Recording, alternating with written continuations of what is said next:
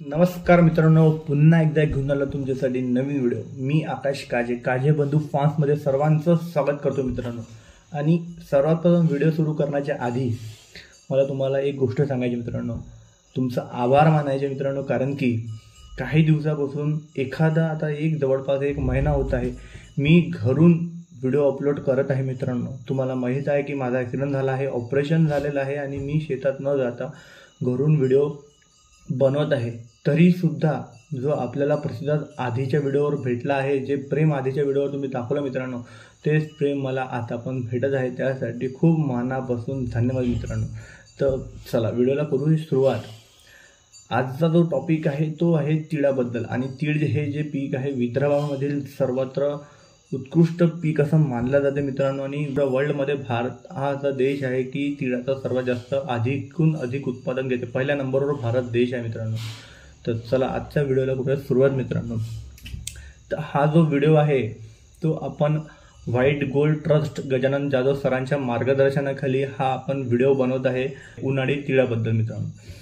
तर सर्वात प्रथम आपल्याला जमीन व जमिनीची मशागत याच्यावर लक्ष द्यायचं मित्रांनो। जमीन आपल्याला काडीची आणि चांगलं पाण्याचा निचरा होणारी जमीन आपण घेऊ शकता। त्याच्यासोबत जमिनीची जास्त मशागत करणं असं काही गरजेचं नाही आहे।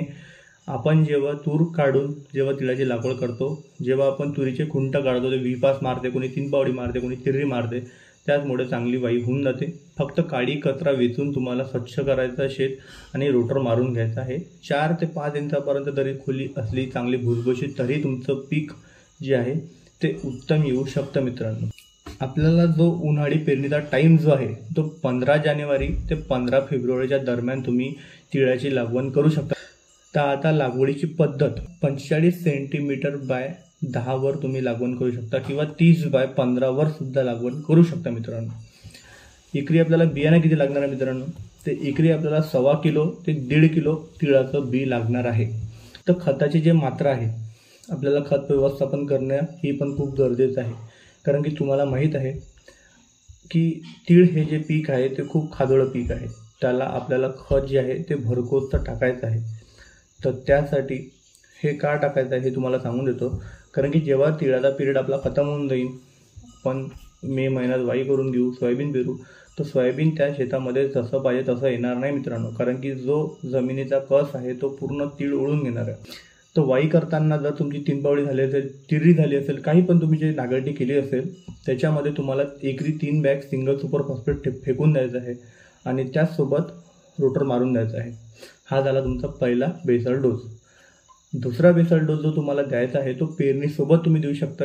खत व्यवस्थापनामध्ये आपण तुम्ही DAP पण देऊ शकता, 12-32-15 सुद्धा देऊ शकता, 14-35-14 सुद्धा देऊ शकता। आणि दुसरी मात्रा जर तुम्हाला द्यायची असेल तुमच्या पिकाच्या हिशोबाने, म्हणजे एका महिन्याच्या गॅपने तुम्ही दुसरी मात्रा देऊ शकता। ते 25 ते 30 किलो तुम्हाला युरिया द्यायचा आहे। हे तुमच्या झाडावर डिपेंड करते, तुमच्या पिकावर डिपेंड करते, तेव्हाच्या हिशोबाने सांगत आहे मी।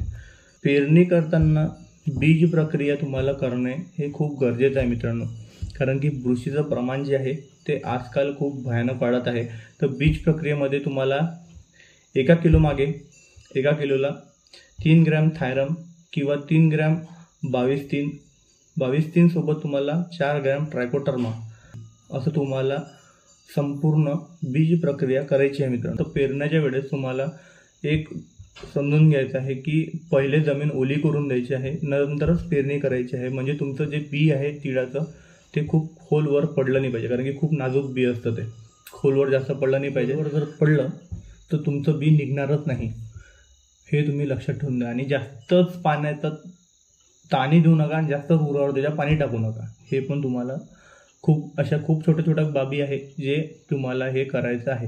जास्त अतिरिक्त पाणी पण देऊ नका आणि पाण्याचा ताण पण पडू देऊ नका। म्हणजे फुल अवस्थेमध्ये जेव्हा पीक असेल तेव्हा पाण्याचा ताण बसू देऊ नका।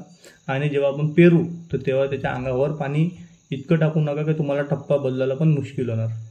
मुबलक पाणी द्या, 1.5 घंटा 1 घंटा शिप द्या सिंगल नोजर, खूप फायदेशीर हे ठरू शकते।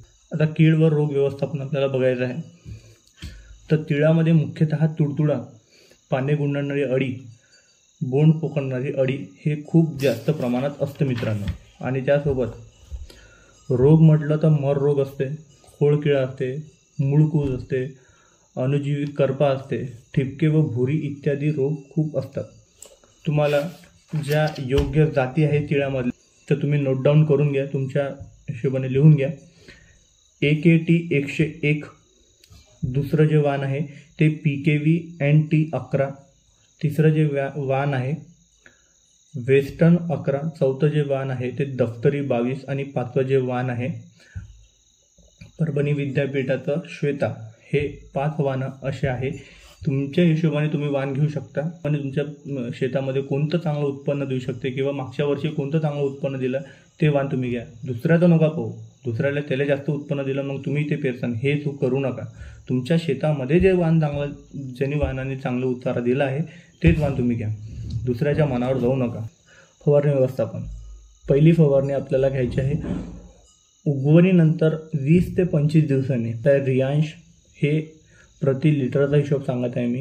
रियांश 20 मिली, टॉपअप 40 मिली, विम सुपर 30 ग्राम. हे आपला झाला पहिला फवारा. आपल्याला घ्यायचा 40 ते 45 दिवसांनी. सरेंडर घेऊ शकता किंवा पांडा सुपर घेऊ शकता, तर तुम्ही 30 ml चा डोस घ्या. त्यासोबत घ्या झेप 15 मिली आणि सुखाई 40 मिली. हा झाला आपला दुसरा फवारा. आणि तिसरा फवारा घ्यायचा आपल्याला 60 ते 65 दिवसांनी. तो घ्यायचा आपल्याला 10 मिली इमान, त्याच्यासोबत 7 मिली भरारी प्लस त्याच्यासोबत घ्यायचा आपल्याला 13-0-45 100 ग्राम प्रति litre पंपाल.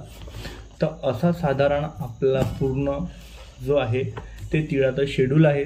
White gold ट्रस्टनी Gajanan Jadhav सरांनी आपल्याला हे शेड्यूल दिलं आहे. यांच्या मार्गदर्शनाखाली आपण तिळाचे उत्पन्न वाढवू शकता आणि भरघोस उत्पन्न घेऊ शकता. कारण की उन्हाळी जे पीक आहे हे कमी कालावधीमध्ये तिळाचं जे उत्पन्न आहे ते भरघोस आपल्याला भेटू शकतं आणि तिळाचे सध्याचे मार्केट रेट खूप हाय चालू आहे मित्रांनो. तर नक्कीच याचा तुम्ही अवलंब करा. मी हेच नाही म्हणताय की याच पद्धतीने करा, तुम्ही तुमच्या पद्धतीने पण करू शकता आणि चांगला उतारा आपण घेऊ शकतो मित्रांनो. तो व्हिडिओ कसा वाटला हे नक्की सांगा. आपल्या चॅनलला जर सबस्क्राईब केलं नसेल तर नक्की सबस्क्राईब करा आणि व्हिडिओला जो आहे तो जास्तीत जास्त शेअर करा मित्रांनो. जे आपले युवा कास्तकार आहेत, जे युवा पिढी जे शेतीमध्ये उतरले आहे, ज्यांना हे तिळाचं पीक विक्रमी उत्पन्न घ्यायचं आहे, त्यांच्यापर्यंत हा व्हिडिओ जाऊ द्या मित्रांनो. आणि भेटूया अशाच माहितीपूर्ण व्हिडिओसोबत पुन्हा एकदा. तर बोला जय गजानन.